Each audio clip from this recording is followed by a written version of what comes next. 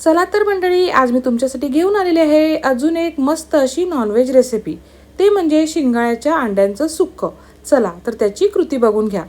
इथे मी शिंगाळ्याची अंडी घेतलेली आहेत. पहिल्यांदा तर आपल्याला त्या अंडी जी आहेत ती अशी काढून घ्यायची आहेत आणि स्वच्छ धुवून घ्यायची आहेत. आता करूया फोडणीची तयारी. आता गॅसवर ठेवायचं आहे भांडं, त्याच्यात घालायचं आहे तेल. तेल गरम झालं की त्याच्यात घालायची बारीक चिरलेली हिरवी मिरची, 2 मीडियम साईजचे कांदे कापून घालायचे. कांदा छान ट्रान्सपरंट होईपर्यंत परतवून घ्यायचा. एक मोठा चमचा आलं लसूण मिरची कोथिंबीरची पेस्ट घालायची. ही पेस्टही छान परतवून घ्यायची. आता एक मोठा टोमॅटो बारीक चिरून घालायचा. टोमॅटो मऊ होईपर्यंत छान शिजू द्यायचा. पाव चमचा हळद, 1.5 चमचे आगरी मसाला, अर्धा चमचा गरम मसाला पावडर घालायची. हे जे मसाले आहेत ते माझे घरचे मसाले म्हणजे ज्योतिष मसाले आहेत. मसाले छान परतवून घ्यायचे. मसाल्यांचा छान घमघमाट सुटला की त्याच्यामध्ये अंडी बुडतील इतपत गरम पाणी घालायचं आहे. छान ढवळून घ्यायचं. रश्श्याला उकळी आली की त्याच्यामध्ये अंडी आणि चवीनुसार मीठ घालायचं आहे. छान ढवळून घ्यायचं, झाकण देऊन ठेवायचं. 15 ते 20 मिनिटांनी अंडी शिजली जातात.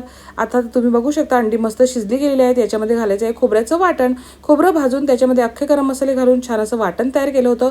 आता छान मिक्स करायचं. पुन्हा झाकण देऊन ठेवायचं. 1.5 ते 2 मिनिटांनी झाकण काढायचं. छान तवंग आलेला आहे. आता याच्यावर बारीक चिरलेली कोथिंबीर घालायची. मस्त अशी आपली शिंगाळ्याची अंडी तयार आहेत.